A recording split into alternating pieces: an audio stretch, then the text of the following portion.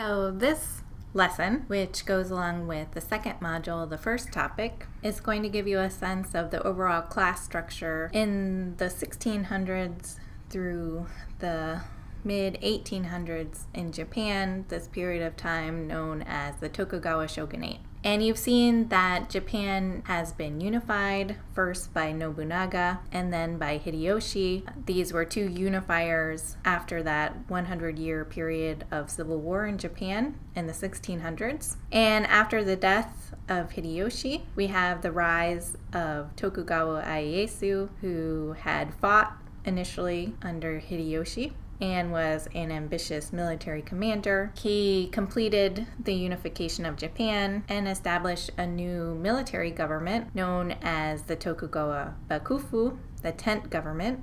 Now, Ieyasu was not from the right family background to be a shogun in Japan, but he and his advisors created a new identity for him and had the emperor recognize him as the shogun of a unified Japan in the early 1600s. And his descendants would rule as part of the Tokugawa dynasty. They would rule the Tokugawa shogunate until 1867.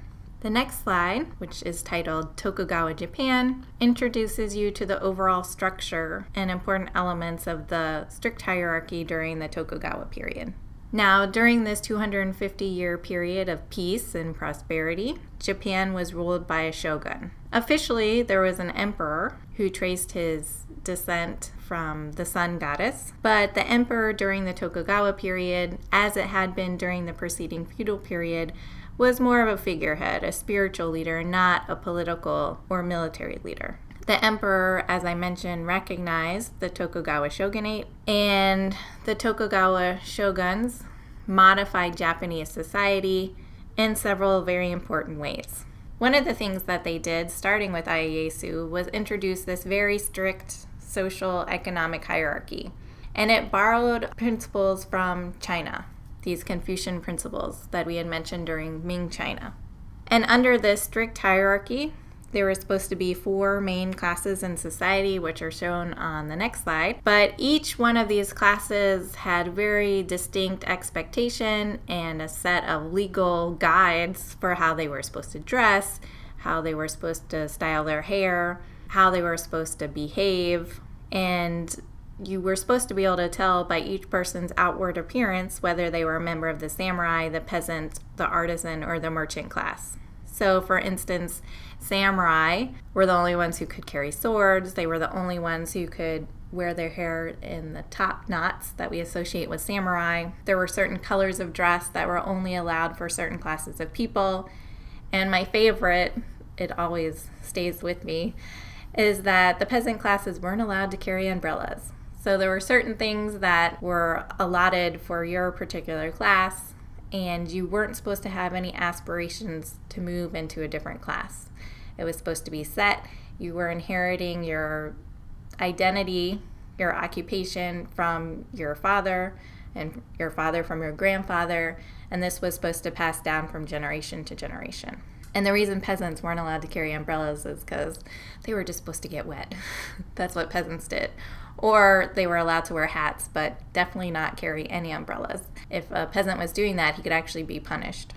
So within Tokugawa Japan, we start to see the transformation of the role of the samurai. You'll remember from the feudal society that the samurai had been honored to protect their daimyo. So they had the role as a warrior class. But what happens during the Tokugawa period is we have 250 years of peace, and the military service of the samurai is no longer required or usually even requested.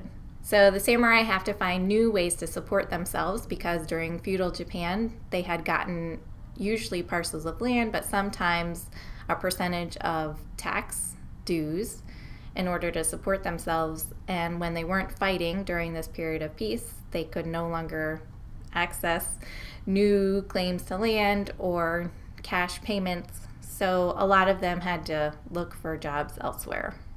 Now, Tokugawa Japan is often characterized as pacified but not really unified. And what this means is that there's still no national army, there's no national currency. There is a shogun, but we still have the existence of these daimyo, these feudal lords. They do have some autonomy, although over time the shogun is going to work to try and erode that and also erode their wealth. And some of the future slides talk about this. So Japan was fairly prosperous. We've got peasants, they've got access to land, they're starting to use fertilizers, rice production increased fairly rapidly. We're also going to have urbanization. We've got a new capital being built at Edo. And by 1750, Japan was the most urbanized country in the world, with 10% of its populations living in cities. And Edo, the new city, had over 1 million residents. We've also got, during this period of Tokugawa Japan, the beginnings of widespread education. An estimated 40% of men and 15% of women were able to read and write by 1750. And these things were setting the stage for Japan's later rapid industrialization and modernization, which it's going to start to experience after the fall of the shogunate in 1868 with the Meiji Restoration. So the next slide shows you the general, supposedly very strictly enforced hierarchy in Tokugawa Japan. It's based on this idea that there are 4 very important classes of society, and that's borrowed from China, from Confucianist thought in China. And you'll see if you look at the different categories. We've got an emperor, but he is, as I mentioned, more of a symbolic authority than a real political authority. Underneath the emperor, the person who holds the real power is the shogun, and during our Tokugawa shogunate, this person comes from the Tokugawa family. And underneath the Tokugawa family, we have our daimyo, our feudal lords with their large estate holdings. And then our 4 main classes are the samurai, the peasants, the artisans, and the merchants. So the samurai were at the top still of our 4 classes of society. They were supposed to make sure that society was functioning, and they were supposed to set good moral standards for the society. You'll remember that only the samurai could carry weapons. And actually, because no one else could carry swords, the carrying of 2 swords became the defining feature of being a samurai. The samurai made up generally less than 10% of the population, usually around 7 to 8% of the population. And it was a very honored position, even though the samurai weren't as militarily important during the peaceful Tokugawa shogunate. So underneath the samurai, we have peasants. And according to the philosophy of the 4 classes of society, the peasants were absolutely essential to the functioning of society. They provided the food that everyone needed to survive. Peasants could own land, and they paid taxes in kind. So they could pay taxes in rice, which was supposed to keep them from being impoverished. Now, the artisans underneath them were also considered important to society, but not as important as the peasantry or the samurai. The artisans provided more non-essential goods. They were seen as being productive members of society. They made things, but the things they made weren't absolutely essential for survival.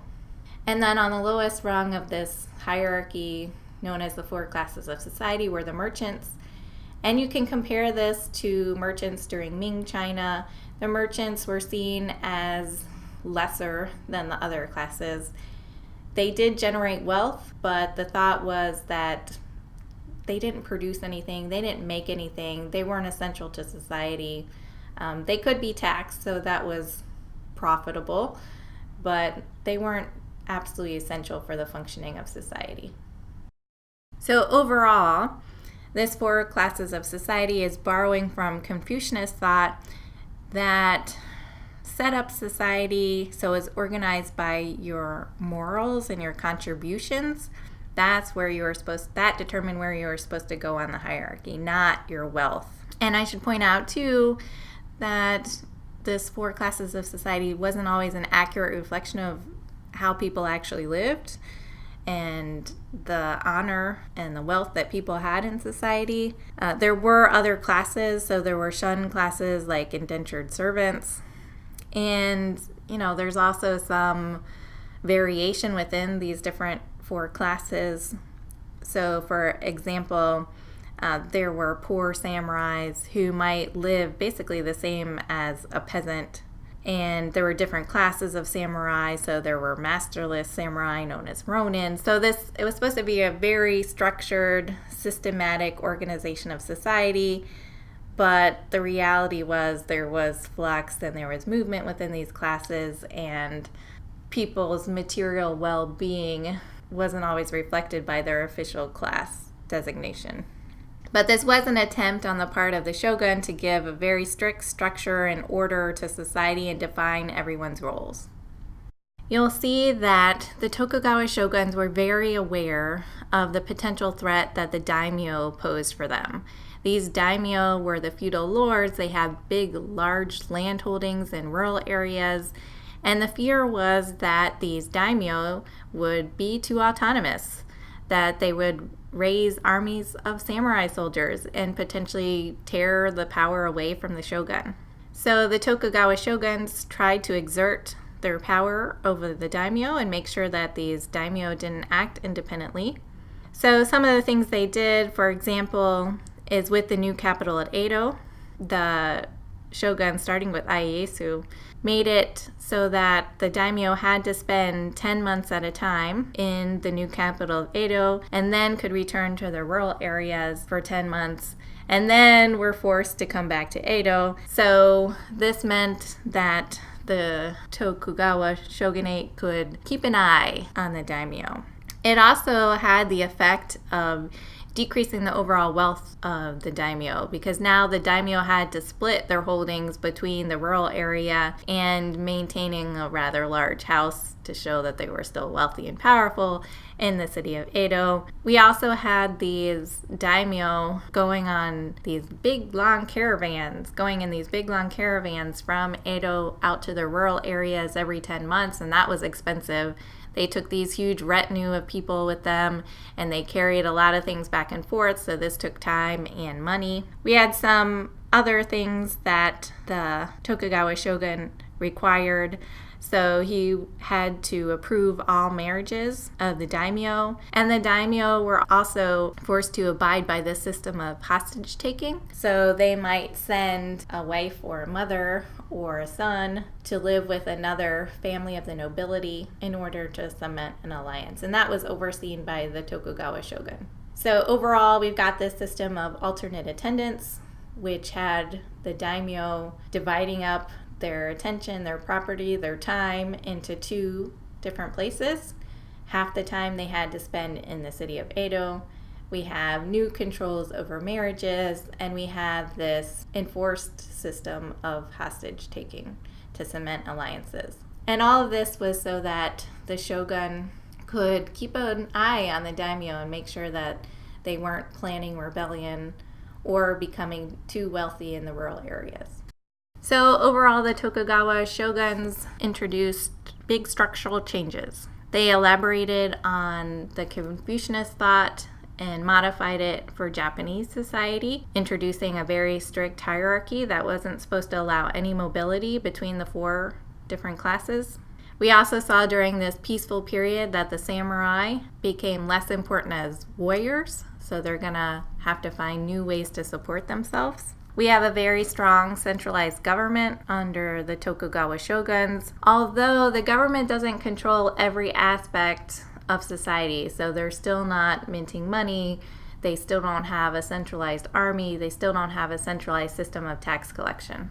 And overall, we see that the position of the daimyo is becoming weakened here during the Tokugawa shogunate. These feudal lords are being forced to meet new obligations. So they have new, for instance, infrastructural obligations. They got to repair bridges. They've got to maintain the infrastructure of the entire country. So that's costing them money. They also have to maintain multiple households, and they're more closely kept in check by the shogun. And the next several sections will introduce you to further changes experienced during the Tokugawa period.